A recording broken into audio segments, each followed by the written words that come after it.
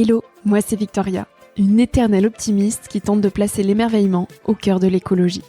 Chaque semaine, je tends mon micro jaune à une personne qui m'inspire pour poser mes questions sur ce qui fait nos vies. À travers le parcours audacieux de mes invités, je questionne la confiance en soi, le sens d'une vie, l'amour, la liberté, l'écologie, bref, autant de sujets qui traduisent un monde qui bouge et qui rythme nos vies. Tout de suite, je t'invite à emprunter un nouvel œil pour regarder le monde et la vie sous un autre angle.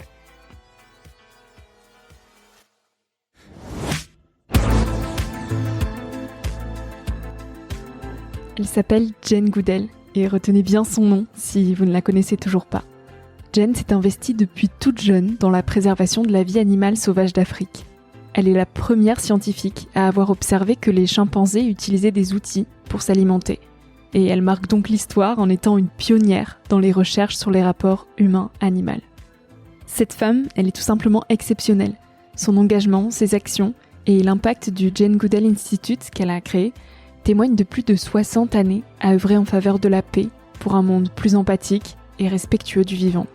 Aujourd'hui, Jane Goodall est une figure internationale de la défense de l'environnement. Elle a été nominée pour le Prix Nobel de la paix en 2019 et elle est messagère de la paix auprès des Nations-Unies. À ses 90 ans, l'UNESCO l'a accueillie pour porter un message de paix et d'espoir qu'elle a délivré auprès de quelques 1000 personnes. J'ai eu l'incroyable chance d'être invitée et il me tenait à cœur de partager ici cette conférence pour que ces mots d'une grande justesse puissent se propager d'autant plus. La conférence est en anglais et je t'invite sans plus attendre à ouvrir tes oreilles en grand.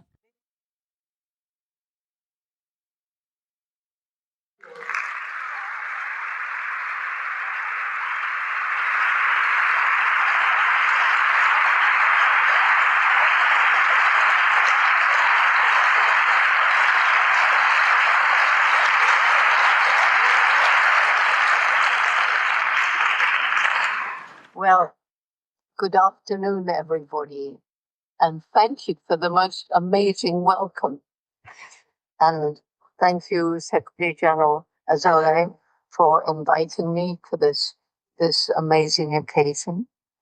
And I'm very proud of the relationship that the Jane Goodall Institute has with UNESCO, which has gradually been building up to greater cooperation over the years. And it's so true. Today, the world is in such a state that no one organization can do it alone. We need to collaborate. We need to go together. We need countries and individuals to work together to make this a better world so that we can be a little bit proud of what we leave for our children. But first of all, because I'm absolutely sure that never before in this space has there been a proper acknowledgement that we humans are not the only beings on the planet.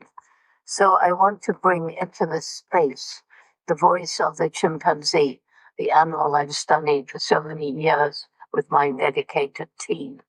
And what I'm going to say simply means this is me, this is Jane, because the chimpanzees have different ways of announcing their presence. So this is.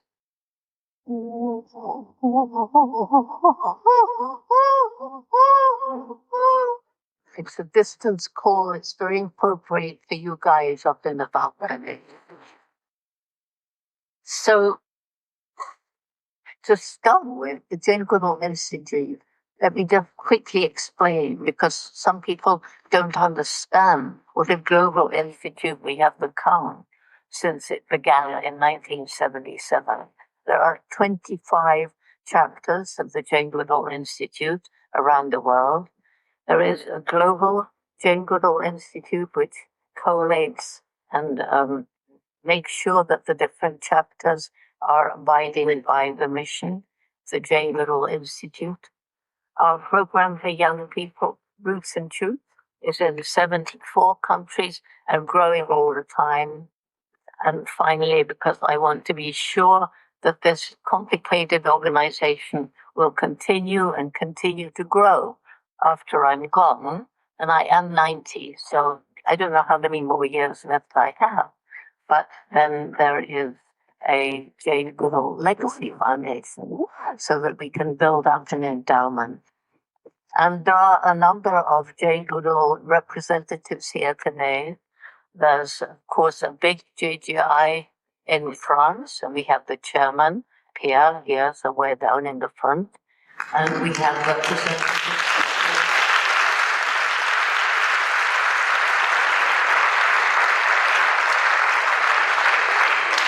We have a number of executive directors, and I have to say, let's send a special wish to Kelly to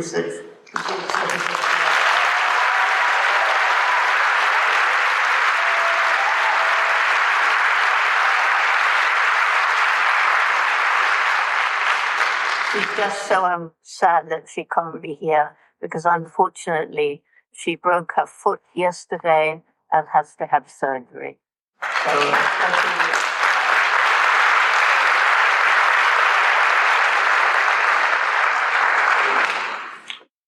well, having said that, I want to pay, first of all, very special thanks to the person who's really enabled me to be who I am and to some extent enable me to do what I've done. We can't choose, I don't think anyway, we can't choose where we're born. We can't choose who our parents are. But I got lucky. I got lucky in having the most extraordinary mother. I was born loving animals, all kinds of animals, and she was just so supportive. And to give you one example, when I was 4.5 years old, she took me for a holiday onto a farm in the country, a proper farm, not these terrible factory farms that we have today. So I met for the first time cows and pigs out in the fields, and I was given a job to collect the hens' eggs. And the hens pecked around in the farmyard, but at night they slept in these little wooden hen houses to keep them safe from foxes. So my job was to go and collect the eggs. So I'd go around these little hen houses, and if there was an egg, I would put it in my basket. But I kept asking people, but where does the egg come out of the hen? Because I can't see a hole around it. Nobody told me. So one day, and I remember this really well, I saw a hen, she was brown, and she was going into one of these hen houses. And I must have thought, she's going to lay an egg. So I crawled after her. Big mistake. Sparks of fear, she flew out. But now I'm on the path of discovery. I'm going to jolly well find out how this egg comes out. So I waited in an empty hen house, and I waited for 4 hours. A child of 4, some of you are parents, that's some of the patience. And so my mother was about to call the police. Nobody knew where I was. And then she sees this excited little girl rushing towards the house because I had seen how a hen lays an egg and where the egg comes out. And I don't know who was more excited, me or the hen. Maybe you know that. Anyway, so she sat down to hear this wonderful story of how a hen lays an egg. And I tell that story because isn't that the making of a little scientist? Curiosity, asking questions, not getting the right answer, deciding to find out for yourself, making a mistake, not giving up, and learning patience. It was all that, and a different kind of mother might have crushed that early scientific curiosity, and I might not have done what I've done. So she went on supporting me through my childhood. From the age of 5, World War II was raging. Television hadn't been invented back then. And so I was learning by being out in the garden. It was my grandmother's garden. We went there when war broke out. And you may be interested to know, since I'm in France, my father wanted me to grow up speaking French. So he rented a house in Le Touquet. And I was supposed to grow up learning French, but we'd only been there 3 months when war broke out. So we had to leave. And Mum, my sister, and I went to stay with my mother's mother in Bournemouth in England. So I don't speak French because in 3 months they told me, oh, fine, I doesn't really learn a language. Sorry about that. So out in this big garden, I watched the squirrels and the birds and the insects. And because there was no television, it was books. And I loved books. Books came from the library. We had very little money. But I used to save up my pennies, top pocket money, and spend Saturday afternoon fooling about in this little old second-hand bookshop. And on this occasion, I had just enough money to buy a very small second-hand book called Tarzan of the Apes. You know Tarzan from television and from movies, but I learned about Tarzan from the book. And of course, I fell passionately in love with this glorious Lord of the Jungle. And what did he do? He married the wrong Jane.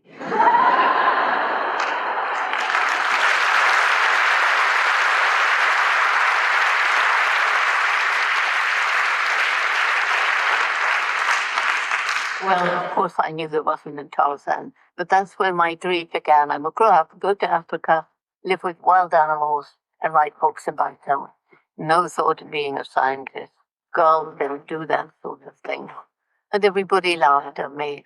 How will you do that? You don't have money. Back then, we thought of Africa as the dark continent, very dangerous place. And anyway, I was just a girl, but not my mother. And this was so important in my life that she said, if you really want to do this, you're going to have to work really hard and take advantage of every opportunity. And if you don't give up, hopefully you find a way. And because of that, I've been able to take this message around the world and talk to young people, particularly in disadvantaged communities. And so many of them have later said to me, thank you, Jane, you taught me because you did it. I can do it too. And many of them have decided to spend their life learning about animals and the natural world because of that. So there I am, 10 years old, growing up, no money for university, had to get a job because I say we had little money. Got a job, my first of all, did a secretarial course, which I didn't want to do. But again, my mother wisely said, if you're going to do it, give it everything you've got. You may not want to be a secretary, but be the best secretary you can. So I did work hard, and I got a wonderful job in London. But then came opportunity, a letter from a school friend inviting me for a holiday in Kenya, where her parents had bought a farm. And so I couldn't save up money in London. I went home. I worked as a waitress in a hotel around the corner. Really hard work. And it was my first experience of learning a new culture, because all the other waiters and waitresses were professional, and they came from Ireland. They were Irish Catholics. And so I learned that whole new culture, which is very different.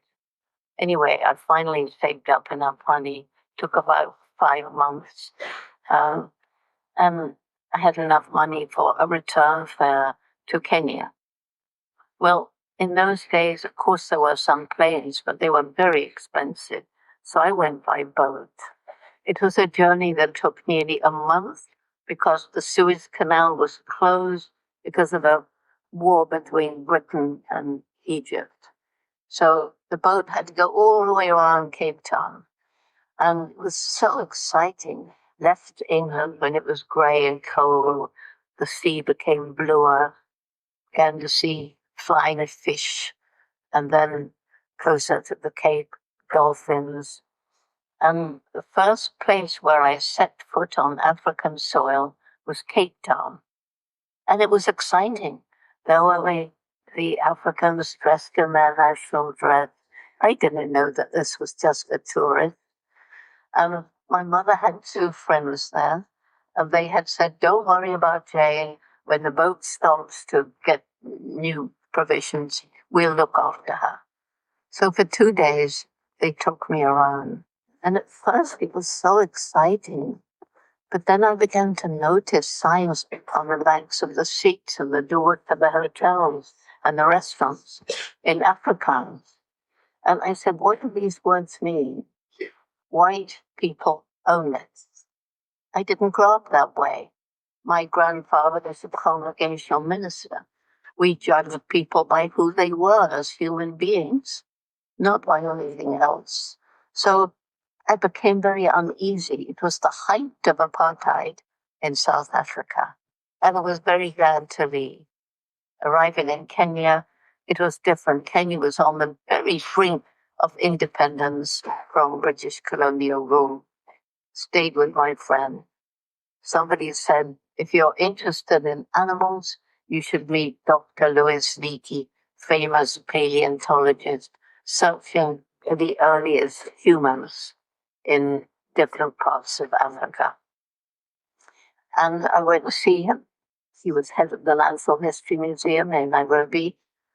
He took me all around. He asked me lots of questions. And because I had spent as long as I could in the Natural History Museum in London, and because I read every book I could about the animals of East Africa, I could answer a lot of his questions. Now, I talked about that boring secretarial job, training. Guess what? Just 2 days before I went to meet Leakey, his secretary had suddenly left. He needed the secretary, and there I was. And now I'm surrounded by people who can answer all my questions about the animals and plants of East Africa. And it wasn't like being a normal secretary. I was in the same room as him, and there were always interesting people coming in. And I was allowed to take my little bush baby, who slept in a gourd above Louis Leakey's desk. And when a visitor came, the bush baby's little face would poke out, and then he'd come out and suddenly leap onto this poor man's head. He didn't expect it, so it was quite funny to see the reaction. Leakey didn't mind at all. So there I was, and Leakey allowed me to go with he, his wife, one other young English girl, to what at that time was a 3-month visit every year to a very famous fossil site, Olduvai Gorge. Back then, nobody'd heard of it. It was the Leakeys who felt that the Olduvai pebbles were actually Stone Age tools. Nobody believed them. And in those days, some of you may have been to the Serengeti and marveled at the animals there. Back then, there was no road. There was no road from Arusha to Serenera. There was just a very rough track. There was not even a track to Olduvai Gorge. And how the Leakeys found their way there, it's hard to tell in this great open plain. All the animals were there. There was just so many animals there. And we camped for 3 months. The only human beings we saw were 4 Maasai warriors. And Julian and I were allowed to walk out in the evening after the hard day's work looking for fossils. And on this occasion, something made me look behind. And there, about the distance across this auditorium, was a young male lion. He was fully grown. His mane was beginning to grow. He was just standing, looking, his tail gently waving. I think he was just curious. Well, Gillian wanted to hide in the vegetation at the bottom of the gorge. And I said, Gillian, the lion will know where we are. We won't know where the lion is. We need to go up onto the plains, which is what we did. And I think it was that evening around the campfire that Leakey decided I was the person he'd been looking for. to go and learn about the behavior of chimpanzees in the wild. Nobody had done that. And of course, I was really, really excited. Why did Leakey want me to go and do that? He was searching for the fossilized remains of the early humans. And from a fossil bone, you can tell a lot from where the muscles are attached, was the creature upright, from where on the teeth, the sort of food that was being eaten. But behavior does not fossilize. So Leakey, believing, as we now know to be true, that we and chimpanzees split apart from a common ancestor about 6 million years ago, maybe a little longer. And so he argued, if Jane sees behavior that's similar or the same in chimpanzees today and humans today, maybe that behavior was also in the common ancestor, and they've taken it with them on their long set of evolutionary pathways.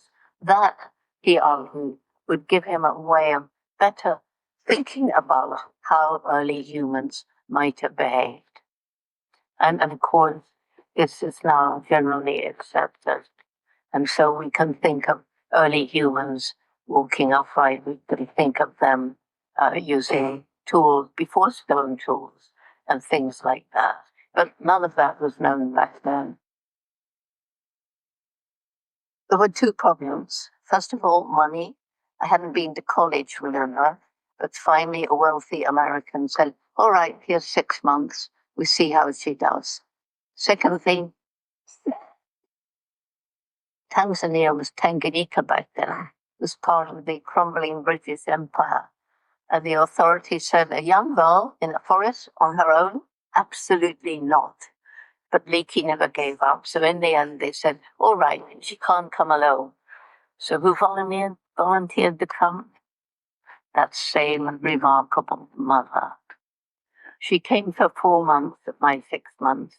After that, the authorities probably thought I was crazy, but seemed to be okay.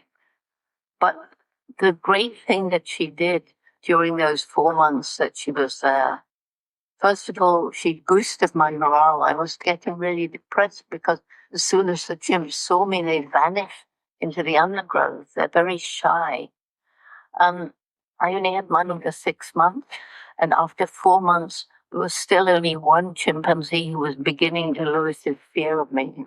But my mother would say, but Jane, you're learning much more than you think. You found that peak, and with your binoculars, you see that chimpanzees sometimes travel alone, sometimes the mother with her children, sometimes a group of mothers, sometimes a group of males kind of hanging out together.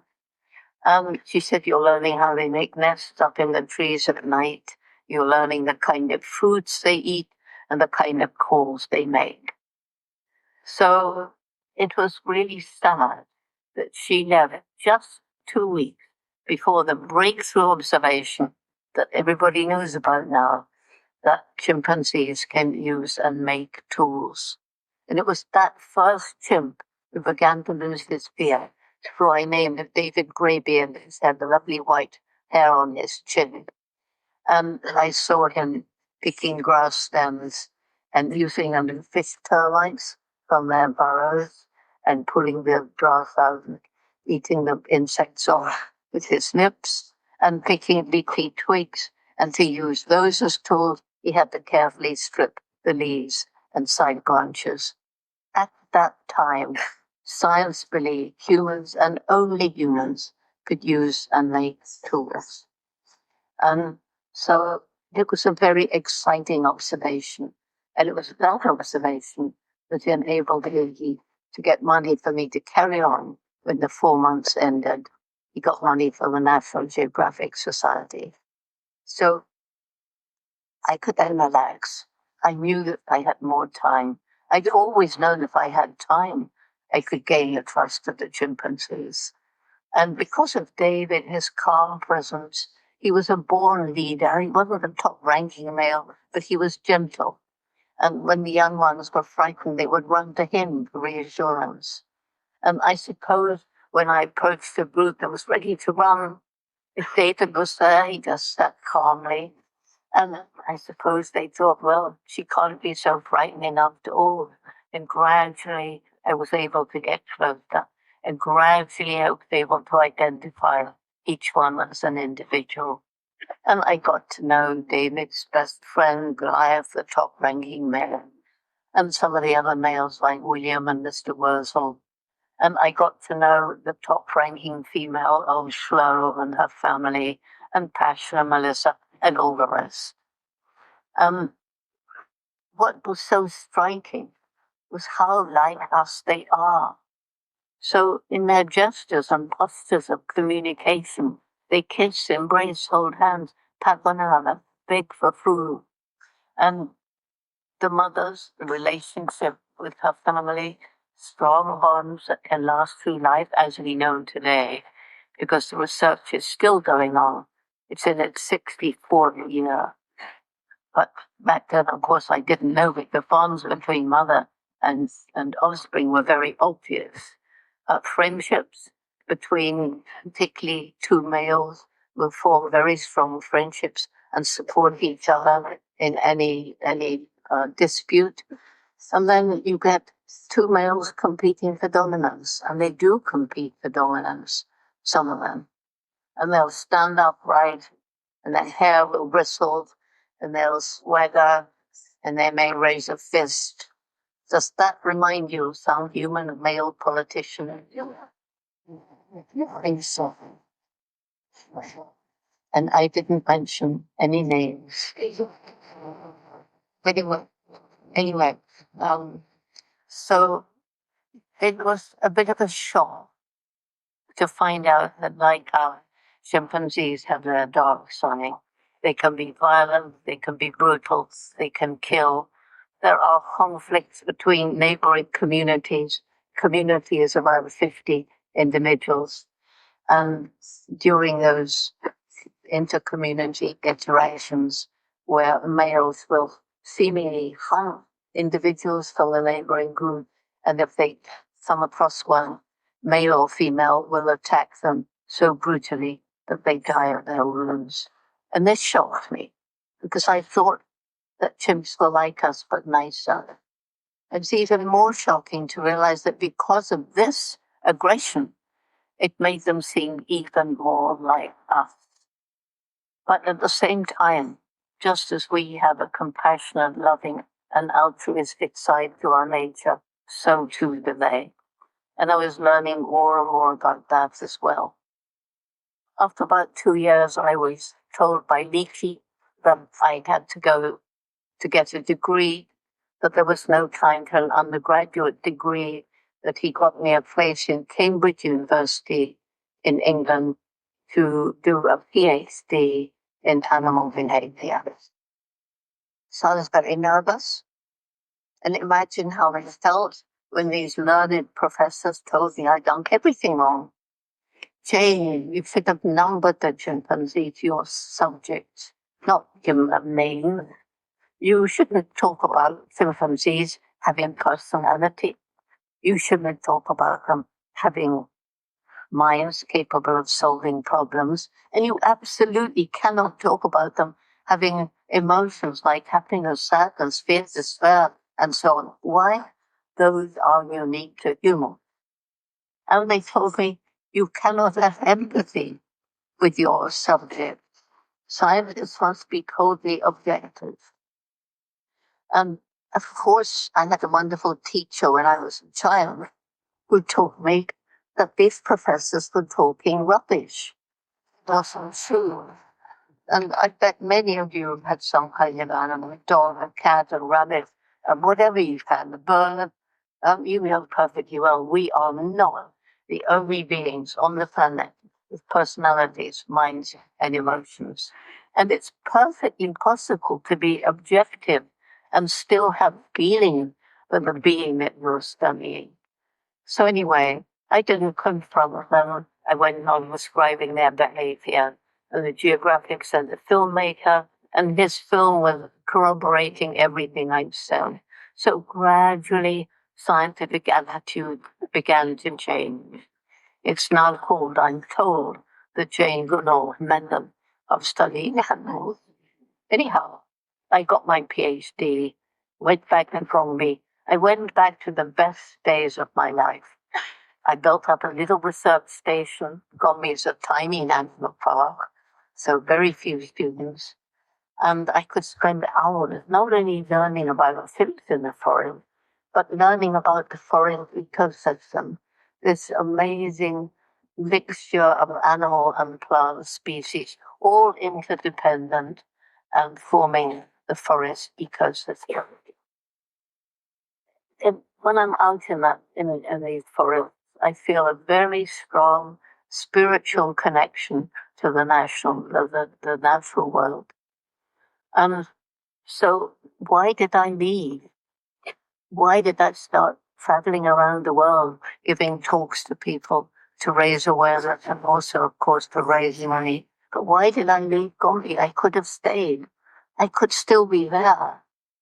But I went to a conference. I helped to start it. And that was in 1986, the middle of the 1980s. And it was by then there were 6 other scientists studying chimps in different parts of Africa.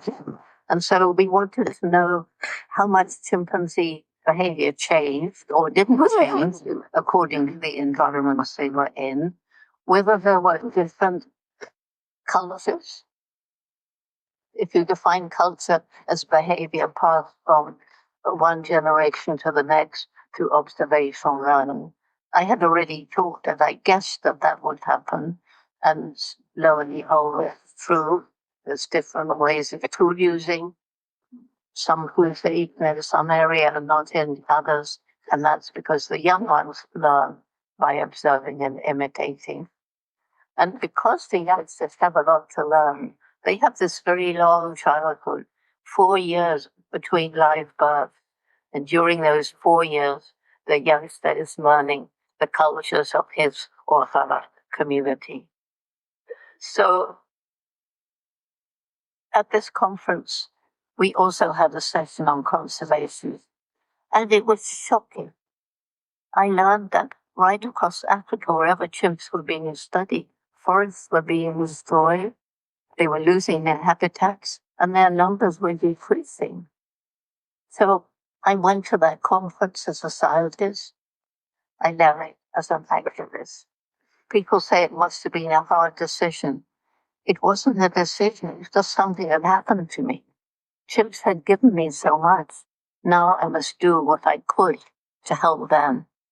I didn't know what to do. However, got some money again from National Geographic and visited the study sites around Africa to learn more about the plight of the chimpanzees. And of course, there was the growing bushmeat trade, that's the commercial hunting of wild animals for food. Hunters were setting snares to catch antelopes, bush pigs, and so on. And a chimpanzee can get a hand or a foot caught in the wire snare. And although they could break the wire, they can't get the snare off. And so either lose a hand or a foot or die of gangrene. And then, in addition, of course, to habitat loss, mothers are shot so that babies can be stolen and trafficked around the world to be sold as pets or for some kind of entertainment services and so on.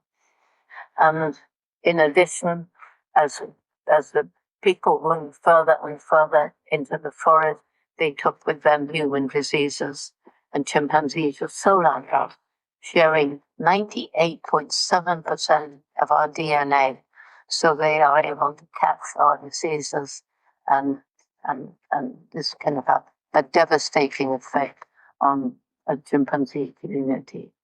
But at the same time as I was learning all this about the chimps, I was learning about the plight of some of the African people living in and around chimp habitat, the crippling poverty, the lack of good health and education facilities, and also the degradation of the farmland as their populations grew.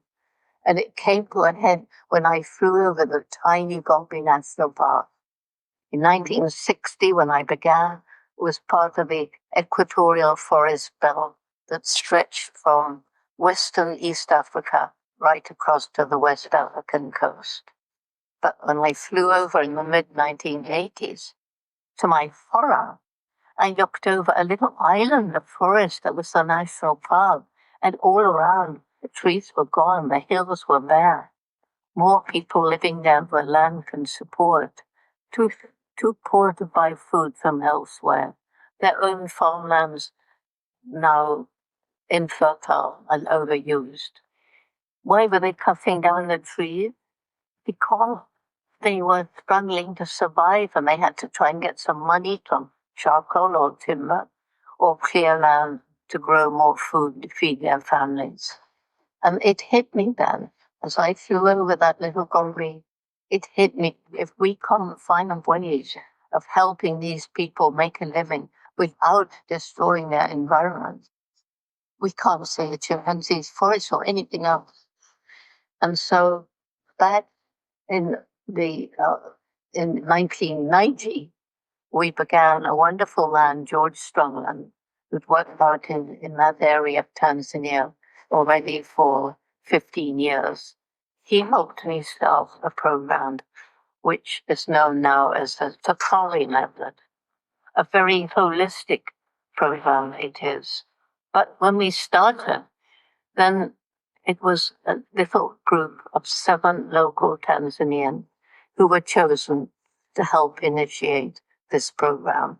It was not a bunch of arrogant white people marching into a very poor African village and telling them what they were going to do to improve their lives. No, these 7 went into the 12 villages around Gombe and sat down and asked the people what JGI could do to help them. And that's where they began. Of course, they wanted more food. It meant restoring fertility to the overused land without agricultural chemicals, by the way. And they wanted better facilities, health and education, particularly for their children. And we worked with the local Tanzanian authorities to improve these.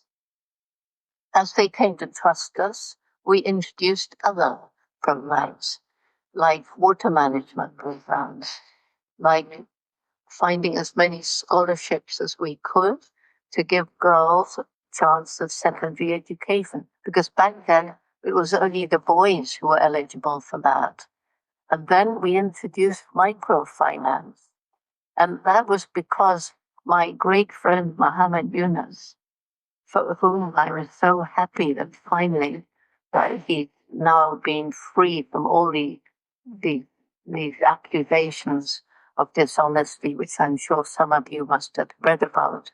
Anyway, he took me to Bangladesh, where he started a Grameen Bank. And I met women who, until he began this program of giving very, very small loans, which the banks wouldn't give, the normal banks. And I met these women, and they told me what it was like when they first had money in their own hands. And so we introduced this microfinance into the villages around Gombe, particularly for women, because unfortunately, although the men can get loans, they tend to drink the profit and then they can't pay back. But the women, of course, are much more eager to save it to feed their families and so on. So it's made very, very big difference to the living conditions of people living around Gombe. And when I talk to some of the people, we have filmed some of the people, they feel if they take out a loan to start a small environmentally sustainable business and they pay it back, then they're proud. It's theirs. They've done it themselves. That gives them the pride. It's so important when you want to move forward in your life. And then if they wish, they can take out a larger loan. But when they tell me about the difference it's made, it really warms your heart. So also some tree planting as we moved into the villages of young Gombe. So what began with these 12 villages then spread into 104 villages, covering most of the range of chimpanzees in Tanzania. And so as this program began to show real good results, and as the people's attitude to life and to us began to change, then we were able to bring in our conservation science program, thanks to Dr. Lillian Pintea and some of the local people at Gombe, introducing more modern technology, GIS, GPS, satellite imagery. And this meant that the local people could develop their land use management plans required by the government. It also meant that we could keep much better track of chimpanzee movements, and gradually other technologies were introduced. Today we use drones and camera traps and things of that sort. So this program has turned out to be really successful. This Dakari method is now in 6 other African countries where various Jane Goodall Institute programs are working to study chimpanzees. By this time, I'm beginning to travel around the world, raising awareness about the problems faced by chimps and people in Africa, and also, of course, raising money. Because the Dakari program and carrying on the research at Gombe is obviously costing money. So, as I was traveling around, back in the 90s, I was already meeting young people who were losing hope way back then. And how shocking. Young people losing hope in high school and university. And 12 high school students came to see me in Dar es Salaam. They had different concerns.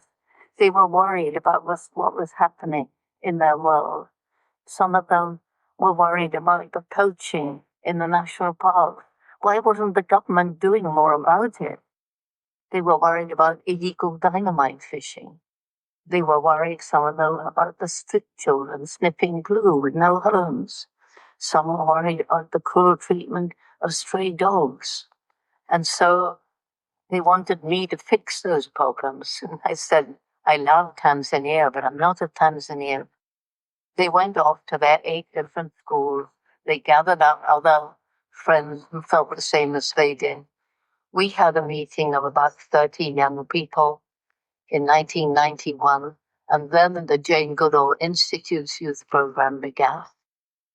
We called it Roots and Shoots, and that's based on, think of a big tree. I love trees. Think of a very big tree. It probably began from a little seed, and when it began to grow, you could pick it up and there'd be these little tiny roots and little tiny shoot, and it would seem so weak, so insignificant. But it's what I call a magic. There's a magic, a life force so strong that those little roots, to reach the water, can work through rocks and eventually push them aside. And that little shoot, to reach the sunlight, can work through a brick wall and eventually knock it down. You've all seen things like that. So we see the young people, the roots and shoots, are working through the problems that we face today and knocking them aside like the rocks and breaking them down like the walls. And we decided on that first meeting, the main message of Roots and Shoots would be every single individual matters. Every single individual makes a difference every single day. Don't forget, you are important because you make a difference. And when millions of people make the right decisions, this makes a huge impact around the world. And people come to me when they're depressed, many people, and they think about the problems of the world and they feel depressed. We all do when we think about the problems facing us today. But I say to them, you can't solve those problems, but what about where you live? Is there something you care about? Maybe you care about plastic litter. Maybe you care about pollution coming from agriculture or household waste or something. Well, get some friends together and try and do something about it. And they do, and they find it does make a difference. It makes them feel better, and then they want to do more. So with Roots and Shoots, because everything's interconnected, we decided that each group would choose between them 3 projects, one to help people, one to help other animals, and one to help the environment. And they don't all have to do every one of those projects, but they must share them so that they understand this interconnectedness between the different projects. So what began with 12 high school students is now in 74 countries around the world. We have members from kindergarten through university, and I'm telling you that they are making a difference. There is a growing group of Roots and Shoots across France. I just spoke to many of them. So much enthusiasm, so many great ideas that the young people have when they understand the problems, and we empower them and perhaps help them to make a difference. And this is so important when you think, what are we leaving behind for our children today? We're leaving a flawed world. And this is where I come to the biggest difference between humans and other animals. We know today that animals are way more intelligent than we used to think. Not just the great apes, chimpanzees, gorillas, orangutans, monkeys, whales, elephants, but we now know that pigs are very intelligent. Some of them are more intelligent than some dogs. And if you don't believe me, Google not Picasso the artist, but Picasso, and you will see what I mean. Picasso's paintings are selling for about $5,000, and her biggest painting sold for $25,000. And she loves to do it. The person who rescued her from a factory farm is an artist, and she noticed this pig watching her. So she set up an easel, gave the pig a paintbrush with paint on it, and the pig started to paint. You'll love to watch it. And we now know birds are very intelligent, crows particularly, and of course parrots. I know a parrot who knows 1,500 words, and a word is only comes in his vocabulary if he said it twice unhalted in the right context. And then it surely will surprise you to know you can teach goldfish. And there's a Chinese man, and he's got 3 goldfish on this side of the tank and 3 on the other side, and he's taught them to play football. Seriously. These ones try and get the ball in the goal over there, and these ones try to take it away and put it in the goal over there. Goldfish. Bumblebees can be taught to drop a little marble into a hole, and then they get an extra reward. That's amazing. Other bumblebees who have not been trained can do the same just by watching the trained bumblebees. And then some of you must have seen my octopus teacher, and we know the amazing intelligence of the octopus. So, yes, they're very intelligent, but think what we've done. We've sent a rocket up to Mars. It'll come up now, not what the surface of Mars looks like. We've got the internet. And these are feats that no animal, however intelligent, could do. But we're not intelligent, are we? We've got this amazing internet. But if we were intelligent, Homo sapiens, the wise creature. But we're not intelligent, because an intelligent creature would not be destroying its planet. It's our only home. And what have we done to it? If you think of the problems that we've created, we've got the warming globe, we've got loss of species, loss of biodiversity around the world, we've got pollution of air, water, and land, we've got industrial agriculture poisoning the soil with chemical pesticides, herbicides, and fungicides. We're polluting the water of the ocean with the runoff from agriculture, from industry, and from household waste. We've got the terrible problem of plastic. All of us have plastic in our bodies. Plastic is everywhere. And we've got the problem of poverty, because living in poverty, people may destroy the environment to survive, as around Gombe. And if you're in an urban area, you're going to buy the cheapest junk food, which has probably been very harmful to the environment, just because you can't afford to buy the rest. On the other hand, you've got to do something to curtail unsustainable lifestyle. Some people have so much more than they need.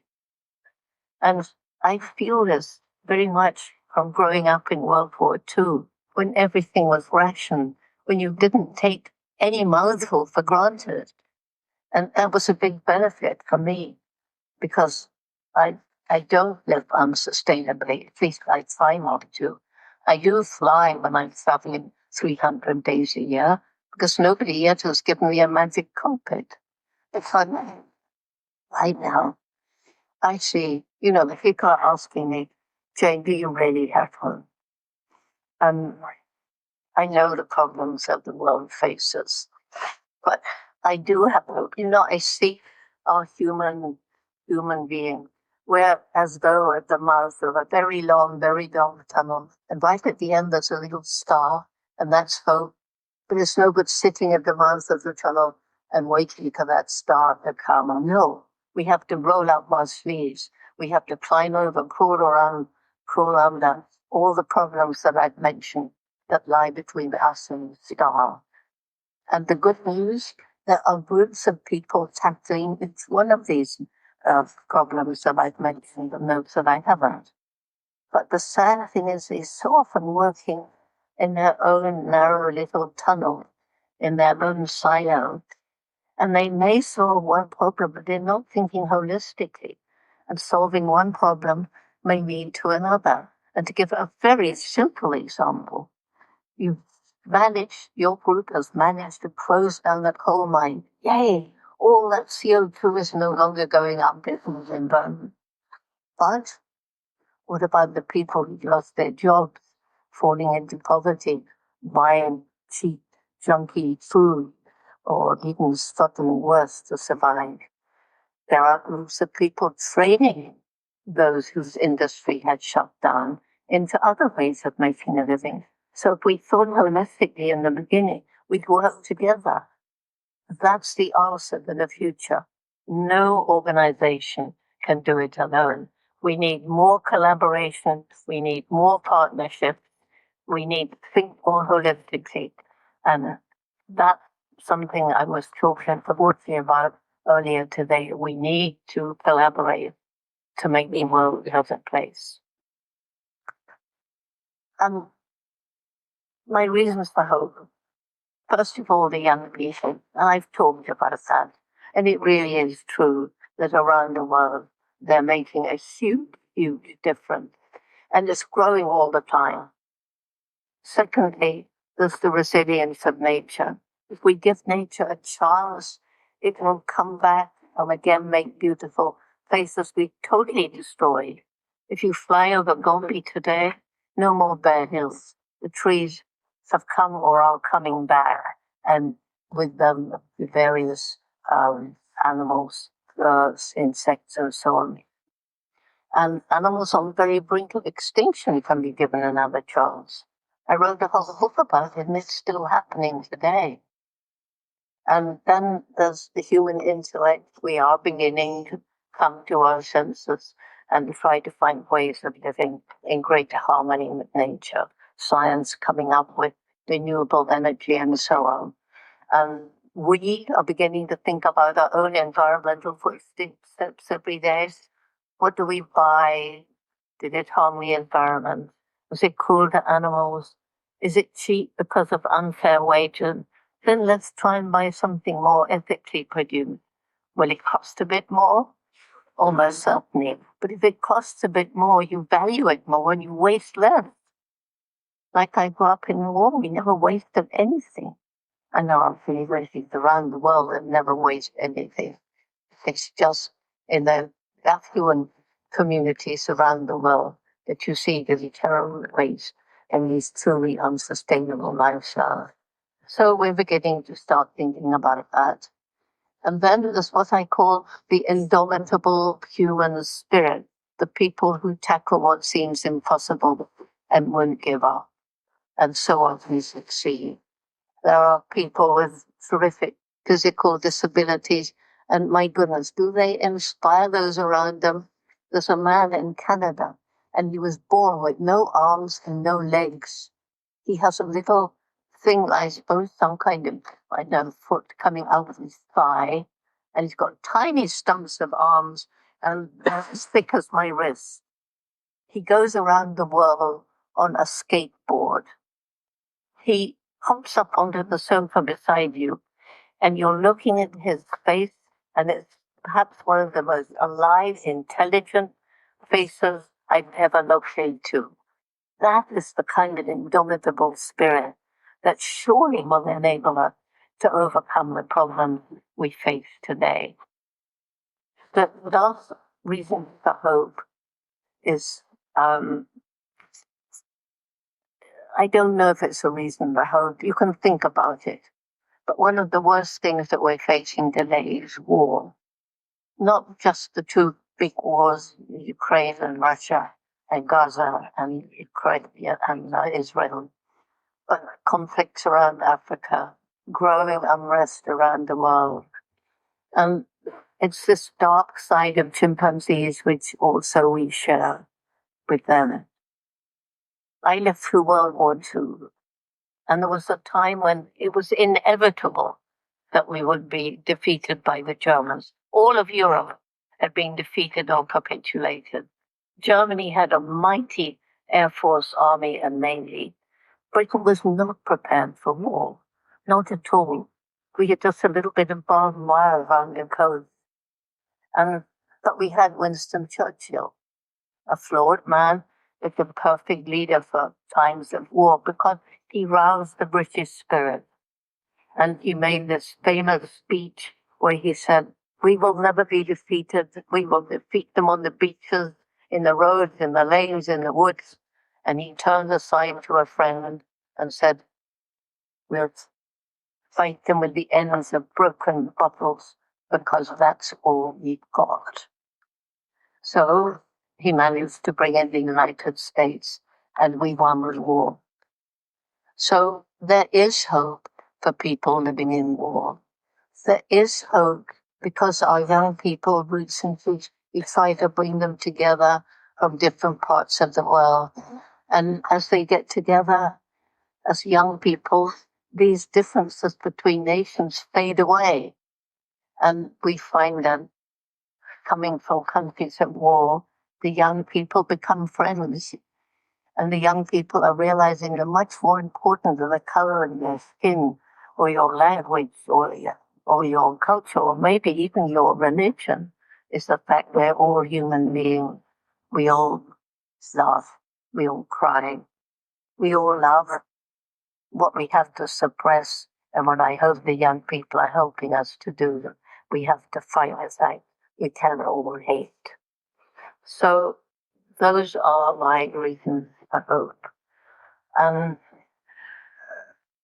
I think it's very uplifting for me.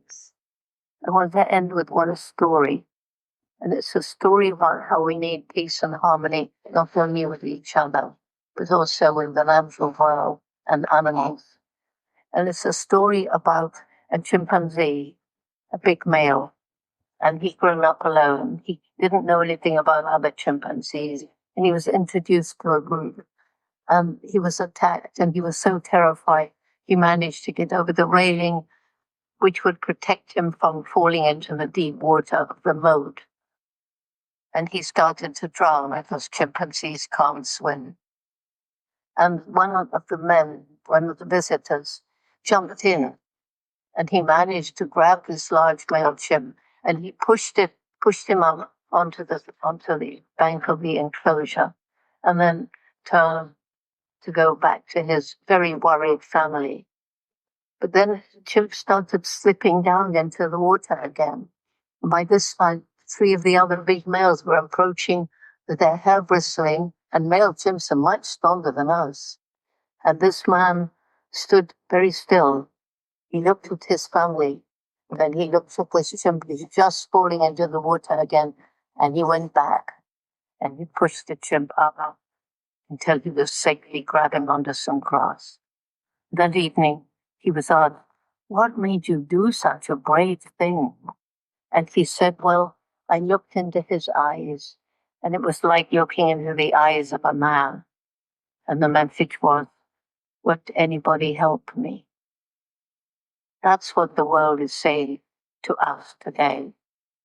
So let us get together, each do our bit in whatever way we can, make the world better for the children who are coming after us, and help them to make the world better for themselves. Thank you.